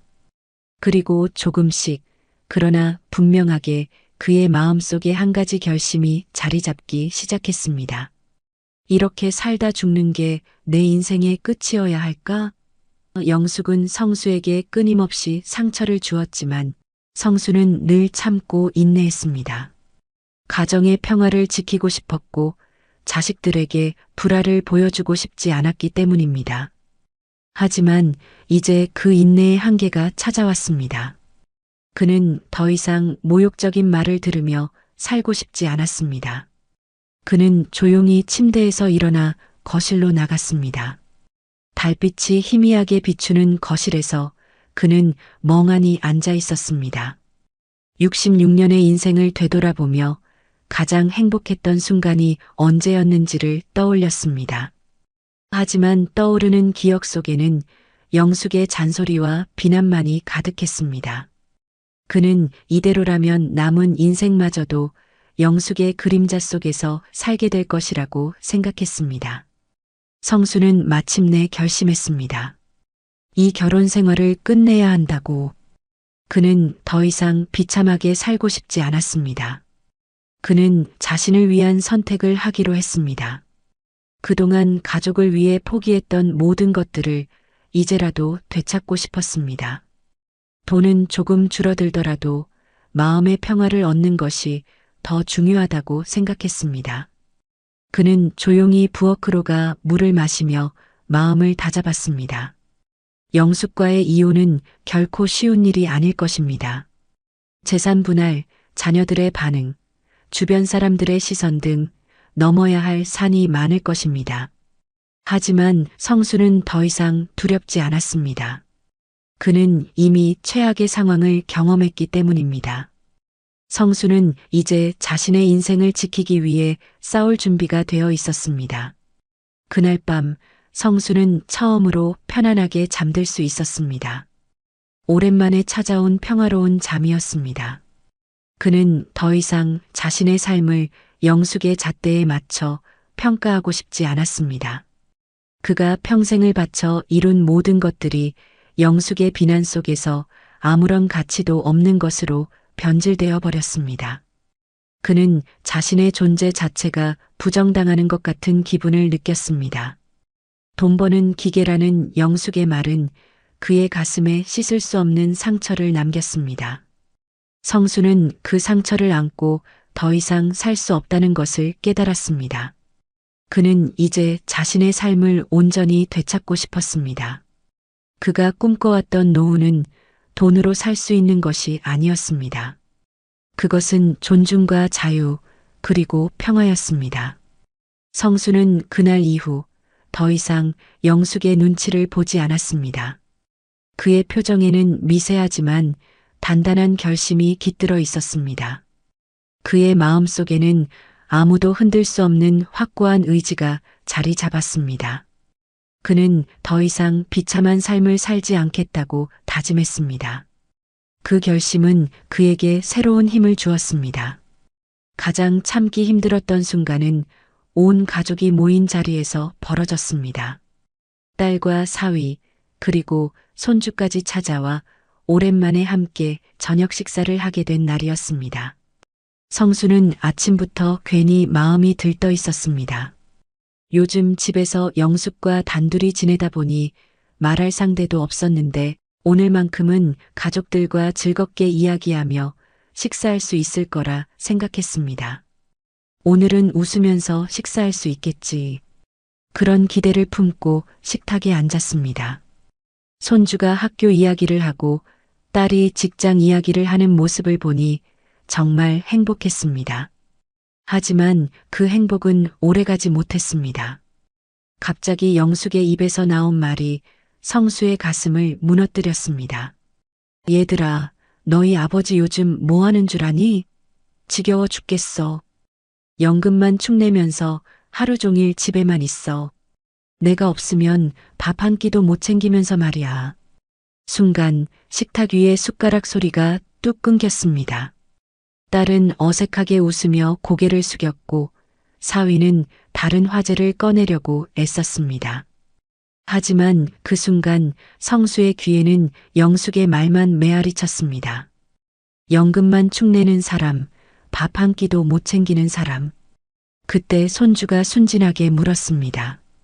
할아버지, 이제 일 안 해요? 그 말에 성수는 웃어 보이려고 했지만 얼굴 근육이 굳어버렸습니다.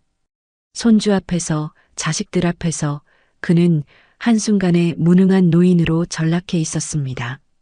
평생을 악착같이 공부해 공무원이 되었고 30년 넘게 일하며 가족을 위해 살아왔는데 그 모든 세월이 단 한순간에 조롱거리로 바뀌는 순간이었습니다. 그의 가슴은 마치 날카로운 칼에 베인 듯 쓰라렸습니다. 딸이 조심스럽게 말했습니다. 엄마, 그런 말씀은 애도 있는데. 하지만 영숙은 멈추지 않았습니다. 뭐가 잘못된 말이야? 사실이잖아.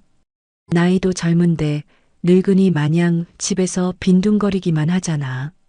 성수는 그 순간 영숙의 말이 단순한 불평이 아니라 자신의 인생 전체를 부정하는 말이라는 것을 깨달았습니다. 식사는 어색하게 끝났고 가족들은 일찍 돌아갔습니다. 그날 밤 성수는 정말 잠을 이룰 수 없었습니다. 누워서 눈을 감아도 영숙의 목소리가 귓가에 맴돌았습니다. 연금만 축내는 사람.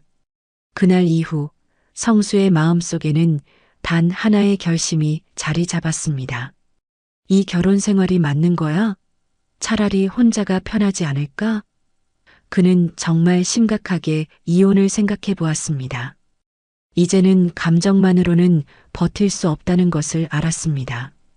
정말로 이혼을 한다면 현실적으로 어떻게 살아갈지부터 냉정하게 계산해 봐야 했습니다. 그는 이불을 걷어차고 일어나 거실로 나왔습니다. 캄캄한 밤, 그는 혼자 앉아 깊은 생각에 잠겼습니다. 그는 자신이 영숙에게 무시당하는 이유가 단지 돈 때문이라고 생각했습니다. 돈을 벌어오지 못하는 무능한 존재로 낙인 찍힌 것입니다. 그가 평생 동안 이룬 모든 것들이 영숙의 시선 속에서 아무런 가치도 없는 것으로 변질되어 버렸습니다. 성수는 더 이상 이런 비참한 삶을 살고 싶지 않았습니다. 그의 마음속에는 복잡한 감정이 뒤섞여 있었습니다. 억울함, 분노, 슬픔, 그리고 조금의 희망. 그는 이제 더 이상 영숙의 비난과 잔소리를 듣고 싶지 않았습니다. 그는 자신이 살아온 삶을 스스로 존중하고 싶었습니다. 그는 자신을 위한 선택을 할 용기가 필요했습니다. 그는 조용히 서랍을 열어 통장을 꺼냈습니다. 영숙이 그동안 관리해왔던 저축이 생각보다 많이 남아 있었습니다. 이 정도면 혼자 살아갈 수 있을까? 그는 스스로에게 물었습니다. 재산은 영숙과 절반으로 나눈다고 해도 최소한의 생활은 가능할 것 같았습니다. 그는 이혼이라는 선택이 가져올 현실적인 어려움들을 냉정하게 직시했습니다. 하지만 그 어려움보다 더 큰 것은 영숙과의 결혼 생활에서 오는 정신적인 고통이었습니다. 성수는 이혼을 결심하며 마음속으로 다짐했습니다. 그래, 재산의 절반을 잃더라도 나는 내 인생을 되찾겠다. 그날 밤 성수는 처음으로 혼자서 편안함을 느꼈습니다. 성수는 마음속으로 가계부를 그려보기 시작했습니다.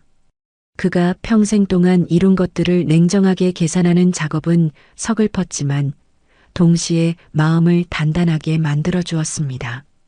집을 팔고 절반을 나눠 가진 뒤 남은 돈으로 작은 전셋집을 구하는 시뮬레이션을 해보았습니다. 그리고 매달 들어오는 연금으로 생활비를 맞춰보았습니다. 생각보다 빠듯했지만 불가능한 일은 아니었습니다. 아니, 어쩌면 매일 영숙의 눈치를 보며 살아가는 지금보다 훨씬 나은 삶일 수도 있다는 생각이 들었습니다. 그는 비로소 깨달았습니다. 그래, 재산을 절반 나누고 나면 가진 게 줄어들겠지. 하지만 최소한 자유는 얻을 수 있어. 돈은 모자라면 줄여서 살면 돼. 하지만 존중 없는 삶은 더는 견딜 수 없다. 그는 그날 일기장에 이렇게 적었습니다. 남는 게 적더라도 이제는 내 인생을 지키겠다. 펜을 내려놓는 순간 이상하게도 마음은 오히려 가벼웠습니다. 평생 가족을 위해 모아온 돈이지만 이제는 그 절반을 내려놓고라도 자신의 인생을 찾겠다고 다짐했기 때문입니다. 그의 마음속에는 더 이상 주저함이나 미련이 남아있지 않았습니다. 오직 앞으로 나아가야 한다는 강한 의지만이 자리 잡았습니다. 며칠 후 영숙은 친구들과 해외여행을 떠나기로 했다고 말했습니다. 여행 준비를 하며 분주히 오가는 영숙의 모습에는 오랜만에 활력이 넘쳤습니다. 캐리어에 여러 옷을 챙기고 거울 앞에서 화장을 고치고 전화기 너머로 친구와 신이 나서 웃고 떠드는 모습. 그런 영숙을 본 것이 언제였는지 기억조차 나지 않았습니다. 하지만 그 활력 속에는 성수를 향한 미안함이나 배려는 조금도 담겨 있지 않았습니다. 여행을 떠나기 전날 영숙은 성수에게 말했습니다. 나 이번에 일주일은 집에 없어. 당신도 한번 혼자 살아봐라. 내가 없어도 얼마나 잘 버티는지 경험해보라고. 마치 선생님이 학생에게 숙제를 내주듯 하는 말투였습니다. 밥은 미리 안 해놨어. 반찬도 안 사놨으니까 알아서 해먹어. 설거지든 뭐든 다 스스로 해봐. 그래야 내가 얼마나 힘들게 사는지 알지. 그 말을 들으며 성수는 잠시 웃음이 나왔습니다. 미안함은커녕 오히려 시험을 치르듯 떠나는 영숙의 모습이 더는 그의 마음을 흔들지 못했습니다. 마지막까지 자신을 남편이 아니라 관리 대상으로 대하는 모습에 남아있던 애정이나 미련이 깨끗하게 사라지는 것을 느꼈습니다. 그래, 이제는 정말 끝내도 되겠다. 성수는 스스로에게 그렇게 말했습니다. 영숙이 현관문을 열고 여행 가방을 끌며 당당히 나서는 뒷모습을 바라보면서도 그의 마음은 이상하게도 가벼웠습니다. 그동안은 혹시라도 그래도 오랜 세월 함께한 정 때문에 망설였지만 그 순간만큼은 조금의 흔들림도 없었습니다. 영숙이 떠난 지 이틀째 되던 날 성수는 마침내 변호사 사무실을 찾아갔습니다. 변호사의 질문에 한동안 말이 나오지 않았습니다. 40년 세월을 함께한 결혼 생활을 끝내겠다고 입으로 내뱉는 게 이렇게 힘든 일인지 몰랐습니다. 그는 조심스럽게 입을 열었습니다. 저는 아내와 이혼을 하고 싶은데요. 아내와는 도저히 더는 함께할 수가 없어요. 매일 구박과 무시가 일상이 되었고 가족들 앞에서도 모욕을 당했습니다. 이혼을 생각하고 있는데 현실적으로 가능한지 알고 싶습니다. 변호사는 고개를 끄덕이며 메모를 시작했습니다. 연금, 저축, 부동산, 예금은 모두 재산 분할 대상이 되죠. 지금 살고 계시는 집은 어떤 상황입니까? 성수는 담담하게 대답했습니다. 제 이름으로 되어 있지만 아내와 함께 살아온 집입니다. 그렇다면 팔고 나누는 것이 가장 현실적일 겁니다. 절반은 아내의 몫이 되겠네요.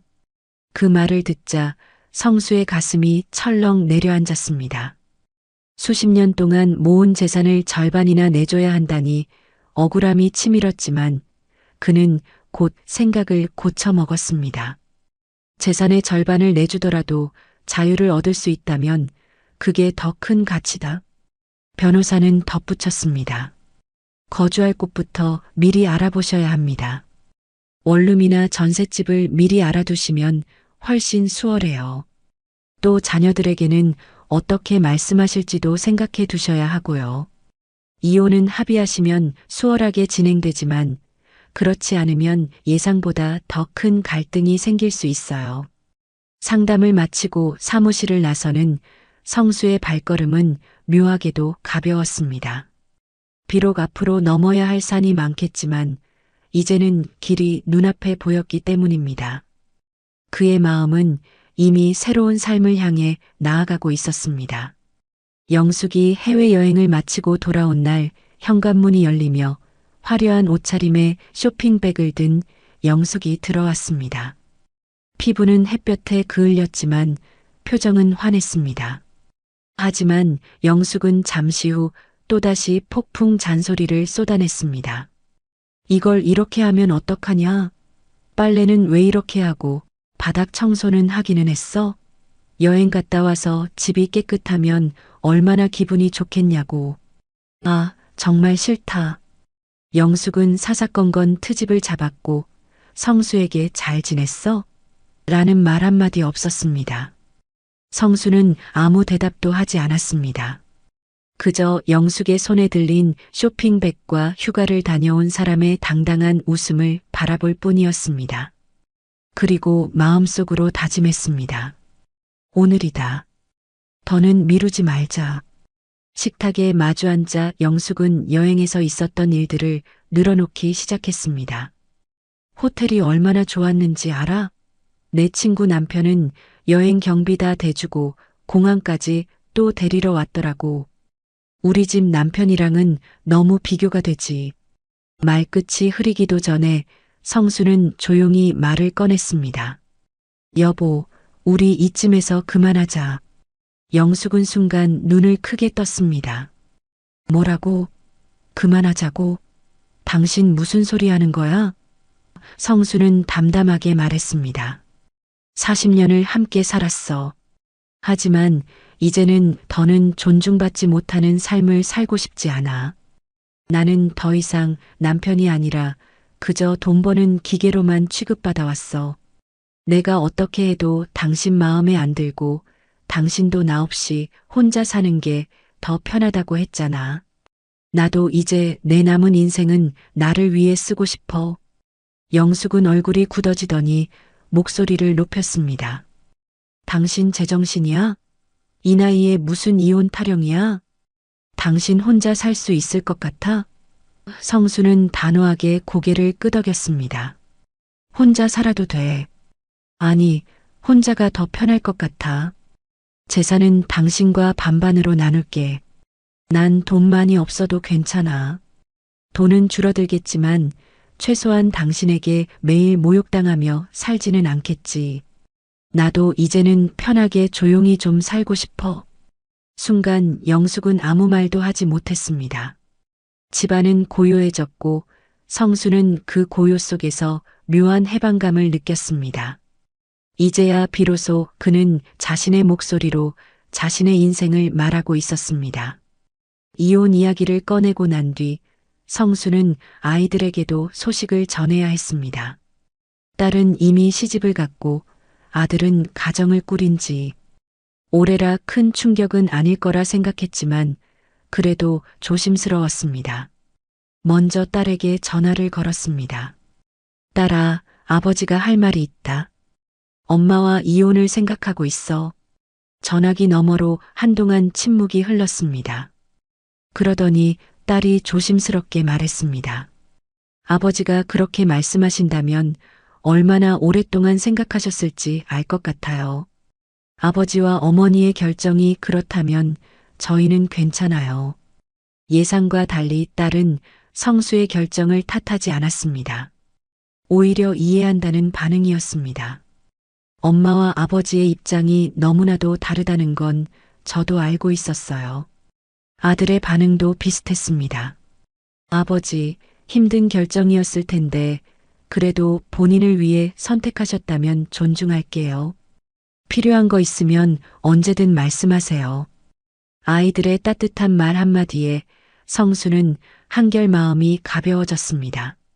적어도 자식들은 자신의 마음을 이해해주고 있다는 생각이 들었기 때문입니다. 그 후 성수는 곧장 월세를 구했습니다. 집을 팔고 정리하기 전에 우선은 자신의 힘으로 살아보기 위해서였습니다. 부동산을 통해 알아본 곳은 6평 남짓한 방의 작은 주방과 화장실, 낡은 에어컨이 달려있는 월세방이었습니다. 크게 번듯하지는 않았지만 성수에게는 세상에서 가장 자유로운 공간이었습니다. 그는 그 좁은 공간에서 새로운 삶의 시작을 예감했습니다. 월세방에서의 삶은 서툴고 불편했지만 성수는 그 안에서 새로운 기쁨을 발견했습니다. 그동안 영숙이 전담했던 사소한 집안일들이 그에게는 커다란 도전처럼 다가왔습니다. 딸이 찾아와 세탁기 사용법과 밥솥 사용법을 가르쳐 주었지만 혼자 남겨졌을 때는 실수가 연발했습니다. 세탁기를 잘못 돌려 흰 셔츠가 분홍색으로 변하기도 했고 밥솥에 물을 잘못 맞춰 죽처럼 질거나 반대로 딱딱하게 되기도 했습니다. 라면 하나 끓이는 것도 녹록지 않았습니다. 딸의 당부대로 계란을 끓는 물에 넣었지만 국물이 넘쳐 가스레인지가 엉망이 되기도 했습니다.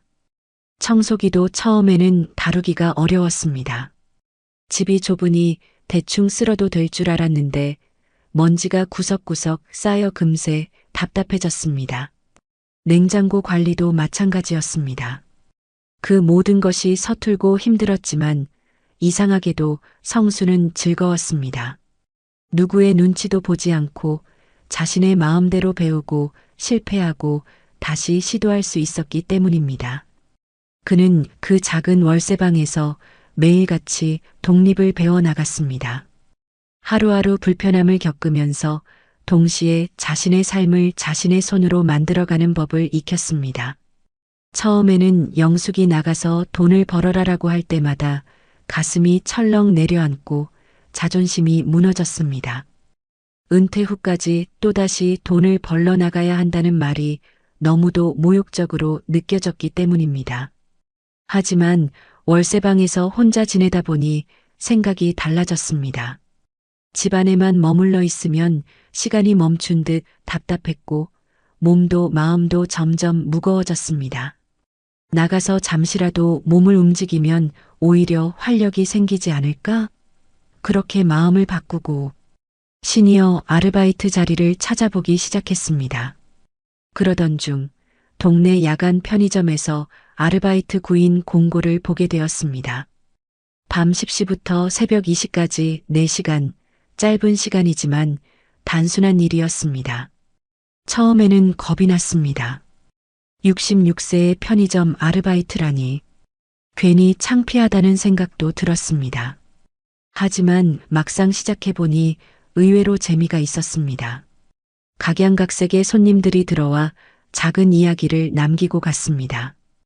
밤늦게까지 공부하는 대학생, 늦게 퇴근하고 맥주 한 캔을 집어가는 직장인, 그리고 가끔 안부를 묻고 가는 단골 손님들.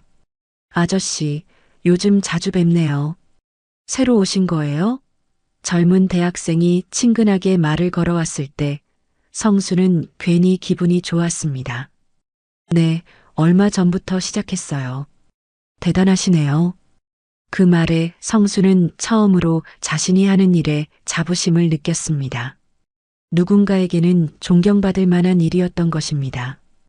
가끔 단골 아주머니가 와서는 야근 고생 많으세요라며 따뜻한 말을 건네기도 했습니다. 그런 작은 배려들이 성수에게는 큰 힘이 되었습니다. 그는 손님들에게서 오히려 삶의 활력을 얻었습니다. 이 나이에도 아직 할 수 있구나라는 사실만으로도 가슴이 뛰었습니다. 그는 영숙의 눈치 때문에 미루었던 꿈들을 하나둘씩 현실로 만들어가기 시작했습니다. 오랫동안 꿈꾸던 기타를 배우기 시작했습니다. 동네 음악학원에 등록하고 중고 기타 하나를 샀습니다. 서툰 손가락이지만 줄을 튕길 때마다 새로운 세상을 만나는 기분이었습니다. 한 달 정도 지나자 간단한 동요 정도는 연주할 수 있게 되었습니다. 고향의 봄을 연주했을 때의 그 뿌듯함은 말로 표현할 수 없었습니다. 서예도 다시 시작했습니다. 젊을 때 잠깐 배웠던 기억을 되살려 붓을 잡았습니다. 먹을 갈고 반듯한 글씨를 쓰는 시간은 마음을 차분하게 만들어 주었습니다. 물론 경제적으로는 예전보다 빠듯해졌지만 그는 전혀 개의치 않았습니다. 그는 이제 자신의 삶을 온전히 누리고 있었습니다. 모든 것을 스스로 결정하고 실행하는 기쁨은 그가 평생 겪어보지 못한 것이었습니다. 그는 비로소 자신이 살아있음을 느꼈습니다. 이혼 후 1년이 지났습니다. 돌이켜보면 정말 많은 것이 변했습니다. 기타 실력도 늘어서 이제는 동요 수준을 넘어 몇 곡의 가요를 연주할 수 있게 되었습니다. 편의점 일도 1년째 계속하고 있습니다. 처음에는 임시 방편이라고 생각했는데 이제는 그의 일상의 일부가 되었습니다.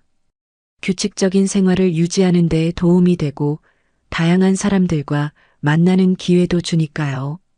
건강도 오히려 좋아졌습니다. 스트레스가 줄어서인지 소화도 잘 되고 잠도 깊게 잤습니다. 정기 검진에서도 큰 문제 없다는 결과가 나왔습니다. 이혼 절차가 본격적으로 시작되면서 영숙과 재산 분할 협의를 해야 했습니다. 예상했던 대로 순탄하지는 않았습니다. 영숙은 처음에는 성수가 이러다 말겠거니 했고 정신 차려라며 이혼을 거부했습니다. 하지만 성수의 의지가 확고하다는 것을 알고 나서는 재산 분할에만 집중했습니다. 집은 당연히 반반이야. 저축도 마찬가지고 연금도. 영숙은 목소리를 높였습니다. 나는 여태 집안일을 하면서 나가서 돈 벌어본 적도 없는데 갑자기 어디서 뭘 하라는 거야? 성수는 담담하게 답했습니다. 알겠어. 법대로 나누자. 집을 팔고 나니 생각보다 많은 돈이 나왔습니다. 절반을 영숙에게 주고도 성수가 가진 몫으로 작은 전셋집 보증금을 내고도 여유가 있었습니다. 저축도 반반 나누고 각자 쌓아둔 적금도 정리했습니다. 40년 함께 모은 재산을 나누는 과정이 서글프기도 했지만 동시에 홀가분하기도 했습니다. 혼자 살면서 가장 의외였던 건 새로운 사람들과의 만남이었습니다. 편의점에서 일하면서 만난 동료 아르바이트생들과도 좋은 관계를 유지했습니다. 대학생부터 주부까지 다양한 연령대의 사람들과 이야기하는 게 재미있었습니다. 아저씨는 왜 이 일을 하세요? 솔직하게 대답했습니다. 생활비가 필요해서요. 집에만 있으니까 답답하기도 하고요. 멋있으시네요. 저희 부모님도 그런 마음가짐이었으면 좋겠어요. 젊은 사람들이 성수를 보는 시선이 생각보다 따뜻했습니다. 기타 학원에서도 새로운 친구들이 생겼습니다.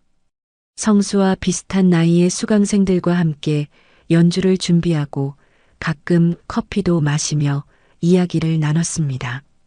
우리 나이에 새로운 걸 배운다는 게 쉽지 않은데 용기가 대단해요. 처음엔 용기라기보다는 그냥 해보고 싶었어요. 이제는 정말 재미있어요. 이런 소소한 대화들이 성수에게는 큰 활력이 되었습니다. 딸과 아들과의 관계도 오히려 더 좋아졌습니다. 예전에는 엄마와 아빠가 함께 있을 때만 만났던 아이들이 이제는 성수와 따로 만나는 시간이 생겼습니다. 아버지, 요즘 어떻게 지내세요? 괜찮다. 오히려 더 편해졌어. 다행이에요. 엄마는 저희가 잘 모실 테니 아버지 삶 즐기세요. 자식들도 그동안 성수가 참고 있다는 것을 알고 있었던 것입니다. 아버지가 행복하시면 저희도 좋아요. 필요한 거 있으면 언제든 말씀하세요. 손주들과의 관계도 더 좋아졌습니다. 성수의 마음에 여유가 생기니 질 좋은 관계를 유지하게 되었습니다. 오히려 더 많은 장난을 치게 되는 관계가 되었습니다. 할아버지 기타 들어볼래요? 서툰 연주를 들어주는 손주의 모습에서 순수한 기쁨을 느꼈습니다. 무엇보다 혼자만의 시간이 이렇게 소중한 줄 몰랐습니다. 아침에 눈을 떠서 오늘은 뭘 할까 하고 계획을 세우는 것부터가 즐거웠습니다. 누구의 허락을 받을 필요도 없고 눈치를 볼 일도 없었습니다. 책을 읽고 싶으면 하루 종일 읽을 수 있었고 영화를 보고 싶으면 밤늦게까지 볼 수 있었습니다. 간단한 일상이지만 이런 자유가 얼마나 소중한지 새삼 깨달았습니다. 특히 저녁 시간이 좋았습니다. 편의점 일을 마치고 새벽에 집에 돌아와서 간단히 씻고 따뜻한 차 한 잔을 마시며 하루를 정리하는 시간. 그 조용한 시간이 성수에게는 가장 평화로운 순간이었습니다. 돌이켜보면 이혼이라는 선택이 쉽지는 않았습니다. 40년이라는 긴 세월을 함께한 사람과 헤어진다는 것, 경제적 손실을 감수해야 한다는 것, 주변 사람들의 시선 등 많은 것들이 부담스러웠습니다. 하지만 지금은 후회하지 않습니다. 오히려 더 일찍 결단을 내렸어야 했다는 생각마저 듭니다. 돈은 절반으로 줄었지만 쓸 수 있는 돈과 자유는 2배가 되었습니다. 이제 그의 인생의 주인은 그 자신입니다. 아침에 눈을 뜰 때마다 오늘 하루를 어떻게 보낼지 그가 결정할 수 있습니다. 68세의 나이에 새로운 시작이라니. 늦었다고 생각할 수도 있겠지만 그는 그렇게 생각하지 않습니다. 앞으로 얼마나 더 살지는 모르지만 남은 시간만큼은 온전히 그 자신의 것으로 살고 싶었기 때문입니다. 모든 분에게 이혼을 권하는 것은 아닙니다. 하지만 존중받지 못하는 관계에서 하루하루 스트레스를 받으며 무작정 참기만 하는 것도 답이 아니라는 것을 말씀드리고 싶습니다. 여러분의 노후가 누군가의 눈치가 아닌 자신의 선택으로 채워지기를 바랍니다. 오늘 이야기를 끝까지 들어주셔서 감사합니다. 영상 보시고 느끼신 감정, 댓글로 함께 나눠주세요. 여러분의 한마디가 누군가에겐 큰 위로가 될 수 있습니다. 영상이 마음에 드셨다면 구독과 좋아요로 응원 부탁드립니다.